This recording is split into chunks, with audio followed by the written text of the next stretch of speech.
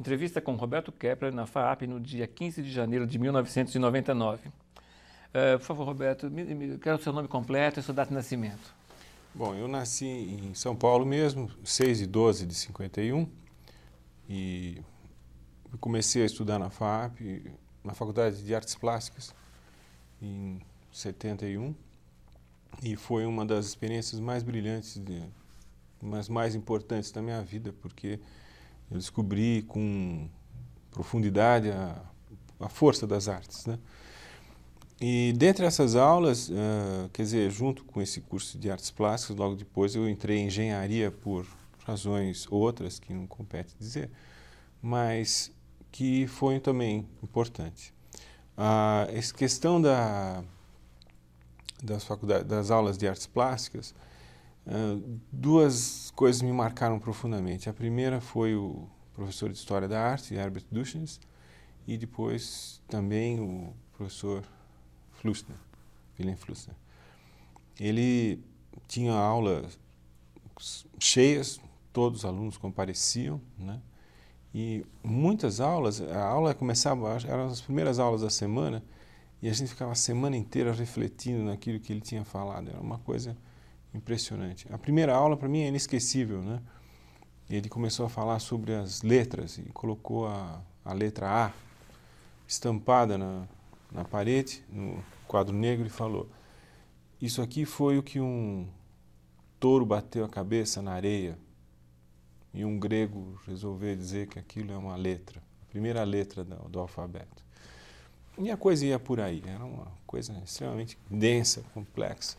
Qual era a disciplina que ele dava? Ele dava a teoria da comunicação. Aquela época era uma época muito especial, porque estava se falando de teoria da contracultura. E era uma novidade. Nós tínhamos acabado de passar começou a passar aqui em São Paulo a Woodstock, tinha passado uns 2 anos antes, né? E nós tínhamos visto no cinema e ficamos alucinados vendo aquilo lá, aquela loucura que foi, etc. e tal. E o país não tinha condições de ver isso numa forma mais simples, né? Televisão, meios de comunicação, não existia nada.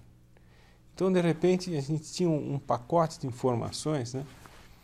E era como se, de repente, a gente vivesse com arroz e feijão e chegava um caviar, uma trufa, e era oferecida para a gente. Bom, isso é uma visão gastronômica, mas era o sentido que eu sentia nas aulas dele, né? Não perdi uma aula dele, né? E a primeira prova também foi uma surpresa, porque foi a primeira prova do ano e do curso, né? E foi meio de surpresa. Ele falou: nós vamos fazer uma prova hoje. E aí ele chegou e escreveu na lousa lá: quem não comunica se estrumbica. E é uma coisa engraçada, né? Porque estava em voga falar de chacrinha, não sei o quê, não sei o que lá, tal. E nós ficamos com aquela frase, né? E eu me lembro que eu fiquei tão espantado com aquilo, eu falei: puxa, mas que loucura que é uma escola desse tipo de artes plásticas, né, que as pessoas falam o que querem e tal, né? Então, eu escrevi lá, o que deu na minha telha, assim, escrevi lá.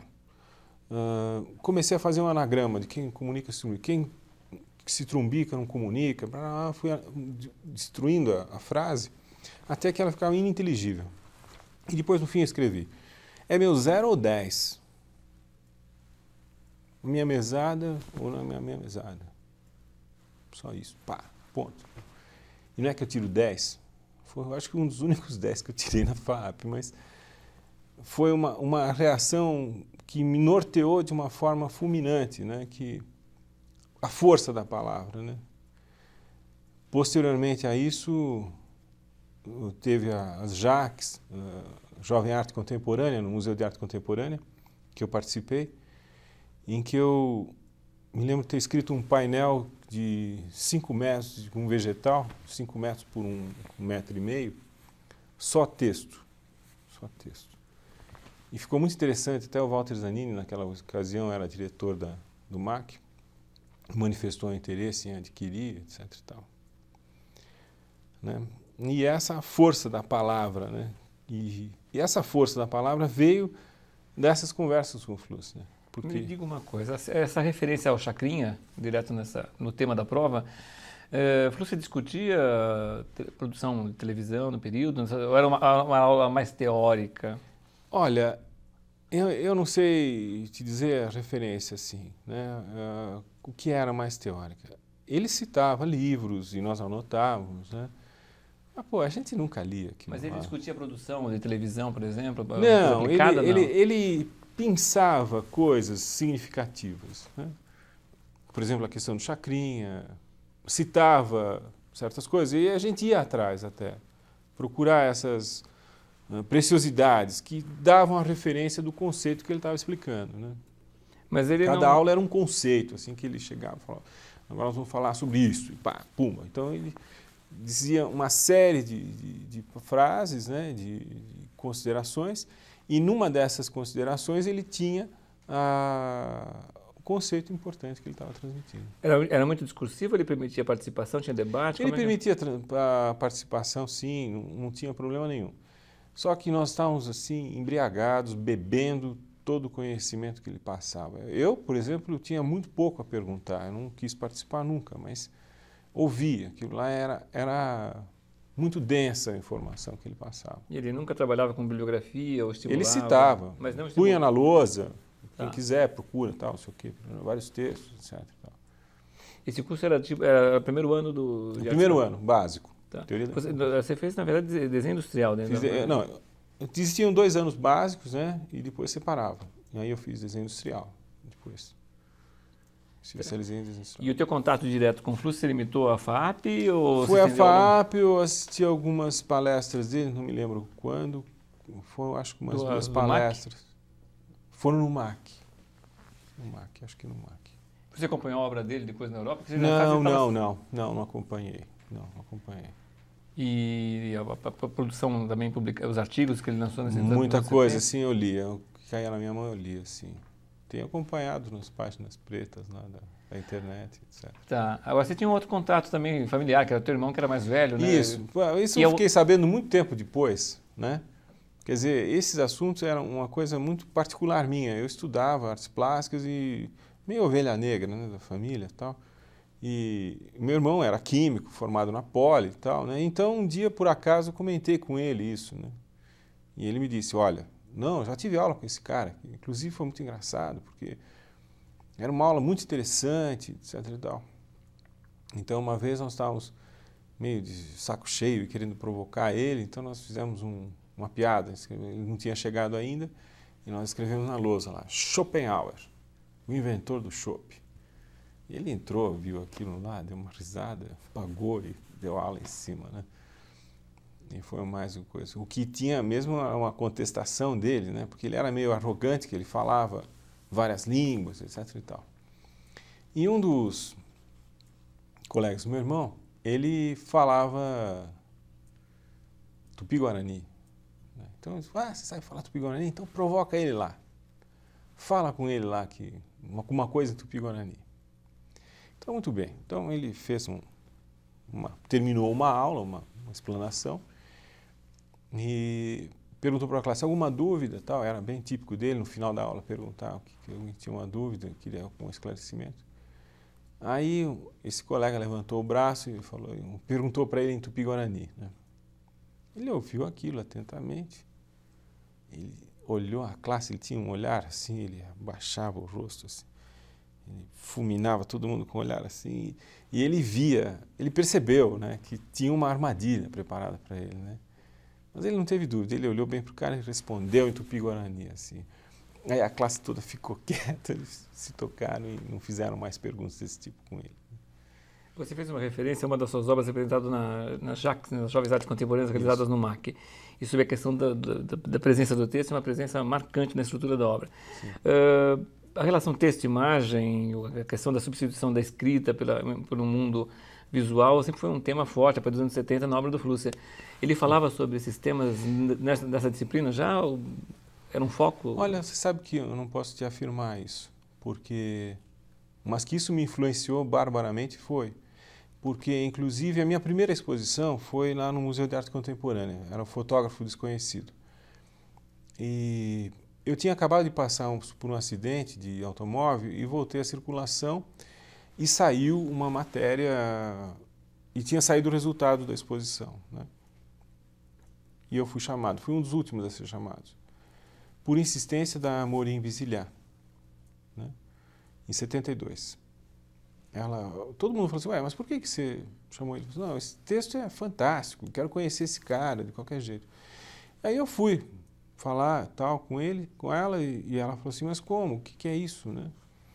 O que era o meu trabalho? O meu trabalho era um resto de laboratório, de ampliação fotográfica. E eu estava muito amargurado naquela época, não me lembro por quê. Eu não sei se prevendo alguma coisa, um acidente, não sei. E eu escrevi um texto ao lado de imagens fotográficas, né?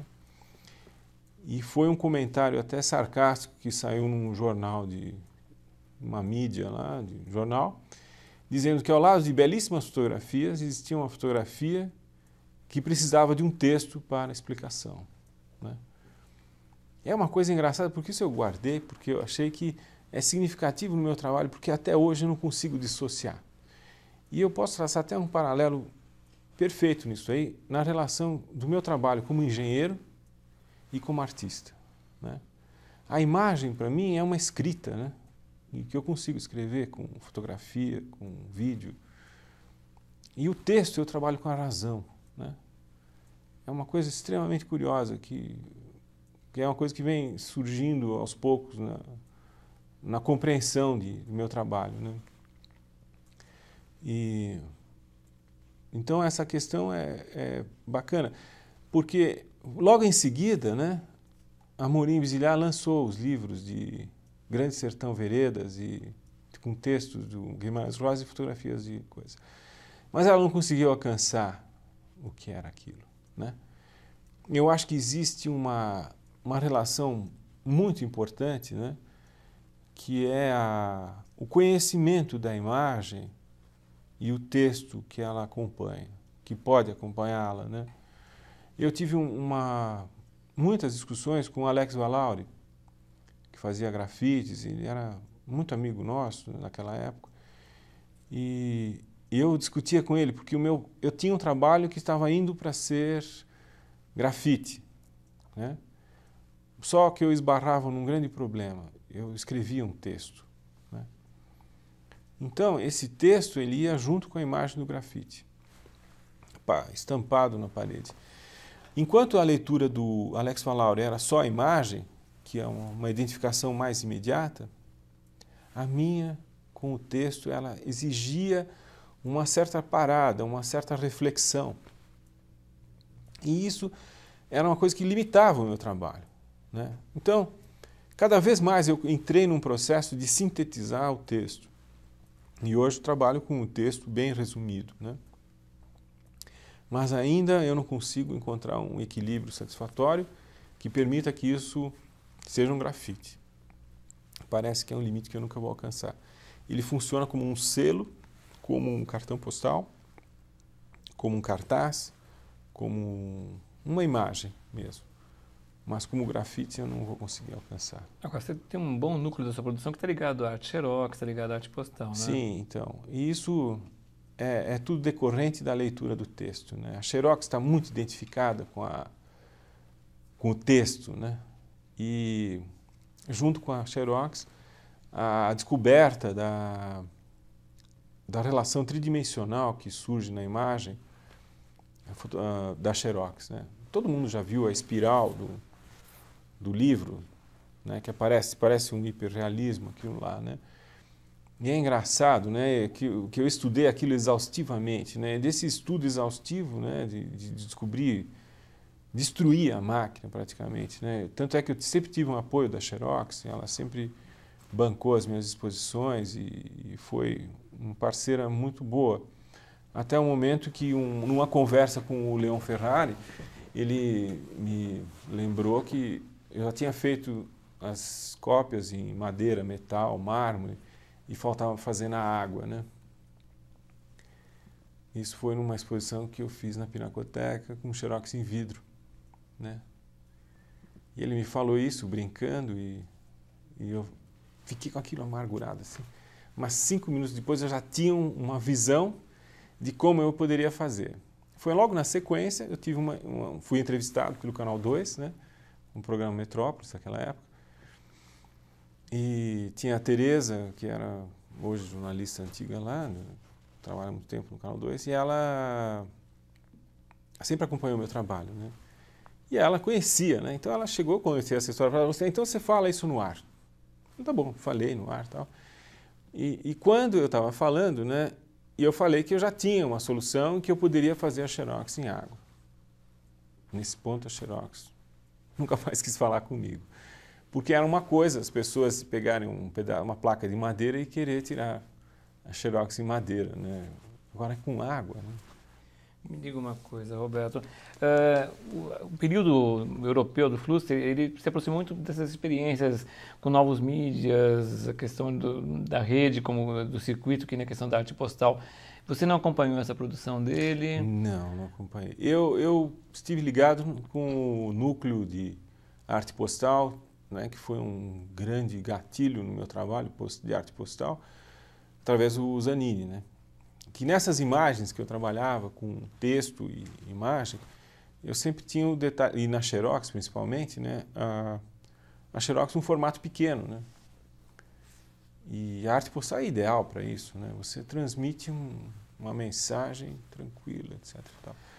E até hoje faço arte postal e eu tenho esse circuito, mas devido a essa questão. Você acompanhou o lançamento do Filosofia da Caixa Preta, leu... Sim, me lembro disso daí, sim.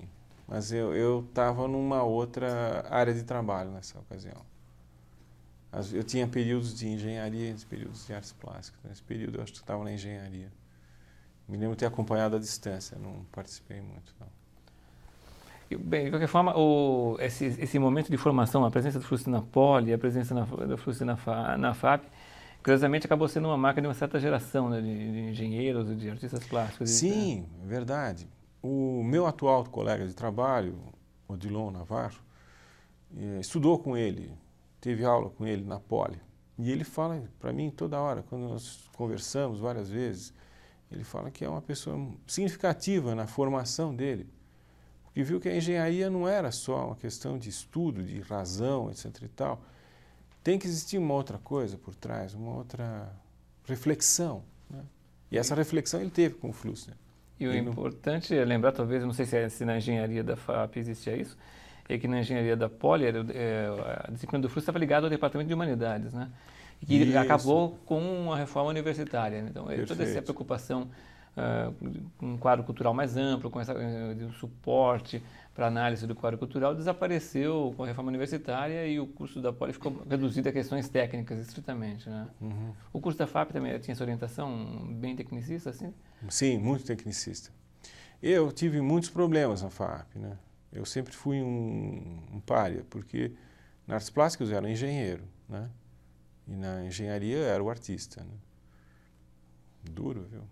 Os alunos de artes de engenharia também frequentavam o curso do Flusser? Não, ninguém, imagine, nem jeito nenhum. Nós tínhamos um processo de crescimento muito grande naquela época, na engenharia civil, né? Nessa década. E a questão era puramente técnica. Ninguém imaginava um trabalho como esse, né? Bem, Roberto, eu agradeço pelo seu depoimento. Espero ter sido útil. Valeu, então.